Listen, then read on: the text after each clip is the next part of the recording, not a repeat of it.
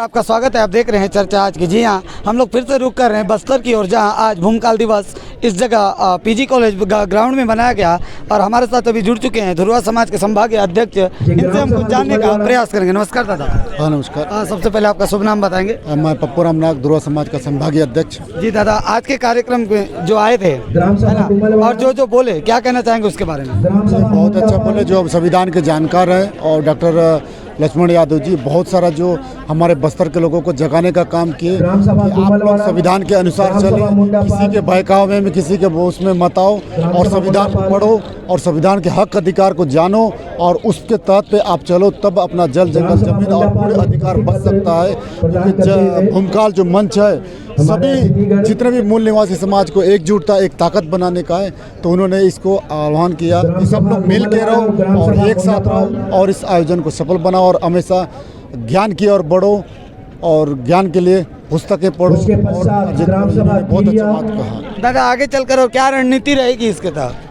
इसमें हमारा रणनीति है कि हमारे जितने भी मूल निवासी समाज है, ST SC OBC माइनॉरिटी, सभी समाज को एकजुटता करके जितने भी बस्तर के मुद्दे हैं, जितने भी समस्या, सबको अभी हम लोग जितने भी पूरे समाज मिल के लड़ेंगे और मिल के हर समस्या को हल करने के लिए हम लोग सब एक होकर संघर्ष करेंगे और हासिल करेंगे। धन्यवाद दादा। तो देख सकते हैं किस प्रकार से जो भूमकाल दिवस 2026 के उपलक्ष्य पे महेंद्र यादव जो यहाँ पर आए हुए थे और काफ़ी बात उन्होंने कही है जो जिससे सभी यहाँ के ग्रामीण प्रभावित है। तो इस तरह की खबर के लिए बने रहिए हमारे साथ। कैमरामैन जीवन कश्यप के साथ भुवनेश्वर कश्यप की जगदलपुर से खास रिपोर्ट। आज जगदलपुर संभाग, बस्तर संभाग में भूमकाल स्मृति दिवस 116वां कार्यक्रम था ये। और यह एक ऐसी ऐतिहासिक क्रांति का दिन है जिसमें इस देश के इतिहास में इसे दर्ज होना चाहिए कि कैसे इस देश के जल जंगल जमीन पर अपने हक अधिकार को बचाने के लिए, अपने सांस्कृतिक सामाजिक संस्कृति में घुसपैठ को रोकने के लिए एक बड़ी क्रांति हुई, जिसे बहुत दमन के साथ दबाया गया। लेकिन उन शहीदों की कुर्बानी का जो मकसद था वो शायद आज भी अधूरा है।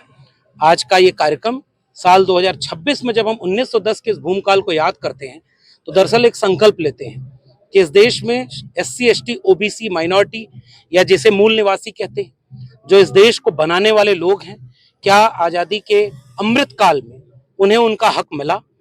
क्या सरकारों ने ऐसे कानून बनाए जिससे जो कल शहीद हुए थे, फांसी पर लटकाए गए लोग, उनके सपने पूरे हुए, या उनके वारिस जो है भूमकाल 1910 में ये तो पनपता रहा, उसके पहले से पनपता रहा, क्योंकि पूर्णतः ये रियासत काल था या राजाओं का राज्य था, परंतु अंग्रेजों का पूर्णतः यहाँ पर आधिपत्य हो चुका था। और अंग्रेजों के ये जो है अधीन में यहाँ के राजा भी कार्य करते थे, जिसके फलस्वरूप यहाँ का जो शोषण अंग्रेज जैसे जंगलों का, उस समय जंगल का कटाई होता था, अच्छे लकड़ियां जो है बाहर भेजे जाते थे, इंग्लैंड भेजे जाते थे, और जो है बची टूटी जो लकड़ी जो है राजा के हिस्सा में आती थी और उसी पर वह निस्तार करते थे। इस प्रकार से हम देखते हैं 1910 का भूमकाल इसीलिए हुआ था अंग्रेजों के विरोध में, और जो है कानून यहाँ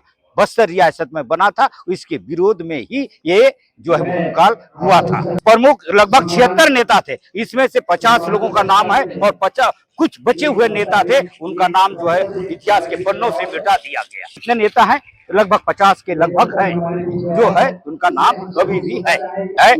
तो विरोध नहीं है, अभी विरोध नहीं है, पर अभी भी जो है हमारे बस्तर अंचल में, जैसे कि उदाहरण के तौर पर जैसे बैलाडीला है, बैलाडीला के पहाड़ जो है खुदाई हो रहा है, यहाँ का जन संपत्ति है बाहर चली जा रही है, उसके एवज में बस्तर का उतना जो विकास होना चाहिए वो विकास नहीं। सभ्यता का मतलब क्या होता है?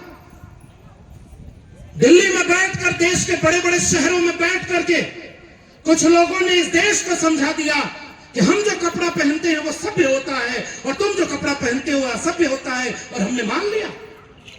हमारी भाषा बहुत अच्छी है, तुम्हारी भाषा अच्छी नहीं। हमारा खान पान बहुत अच्छा है, तुम तो महुआ पीते हो। हमारी संस्कृति बड़ी अच्छी है, तुम्हारी संस्कृति में तो कुछ है ही नहीं। हम लोग भी इस बात को नहीं जान पाए लेकिन ये तो भला हो बाबा साहब डॉक्टर अंबेडकर के संविधान का कि शिक्षा मिलना शुरू हुई, और जब शिक्षा के बाद हम आपके बीच में जब आते हैं, जब ये देखते हैं, तब ये समझ में आता है कि दिल्ली में बैठकर कोई इस देश को ये नहीं समझा सकता कि इस देश के नागरिक कैसे होते हैं। इस देश को जानना है तो ऐसे जल जंगल जमीन में रहने वाले उन तमाम मूल निवासियों को करीब से देखो। भारत वहां खड़ा है, भारत दिल्ली से नहीं देखा जा सकता और न चलाया जा सकता है। इस बात को भी हमें स्वीकार कर लेना चाहिए। आपने हमेशा कहा, अंग्रेजों ने तो कह दिया था कि क्रिमिनल ट्राइब्स है। आज ऐसे लोगों की हुकूमत है जो जहां जाते हैं वहीं बोलते हैं कि आप हमको वोट दे देना, हम आपके इलाके को नंबर 1 बना देंगे। तो नंबर 2 कौन रहेगा? जहां चुनाव आता है वहां तुम नंबर 1 बनाने चले जाते हो। और दूसरे एक नेता है, मैं नाम नहीं ले रहा हूं, ये वैचारिक मंच है और समझदार को इशारा काफी, हरकतें बताती है। एक नेता है, अगर आज वो आपके कार्यक्रम में आएंगे या आते जहां जहां, तो कहते हैं कि मेरा तो किसकी बात कर, मेरा तो बचपन, मैं जब चाय बेचा करता था तो जब महुआ बेच करके खाली होता था तो उसके बाद जा करके खेत में काम करता था और रोज शाम को आदि का नाता है। ये भाषण इसलिए दिया जाए, जोड़ लिया जाए, और जब वहां से वापस समाज के ओबीसी समाज के सभी पदाधिकारीगण, सम्मानितगण, अनुसूचित जाति जनजाति आदिवासी समाज के सभी सम्मानित लोगों को मेरा सेवा जोहार और उलगुलाम रहेगा। और आप सब जो कार्यक्रम में आए, आप सबको भी मेरा उलगुलाम जारी रहे कि सबसे पहले मैं सर्व आदिवासी समाज और परिवार के आयोजकों का आभार व्यक्त करना चाहता हूं। न्योता भेजा और ये मेरे लिए इतना ऐतिहासिक दिन है।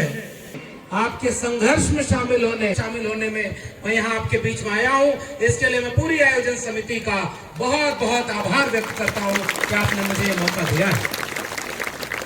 और आज भूमा जो आयोजन है, वर्षगांठ है, मैं अपनी बात उन तमाम शहीदों को याद करते हुए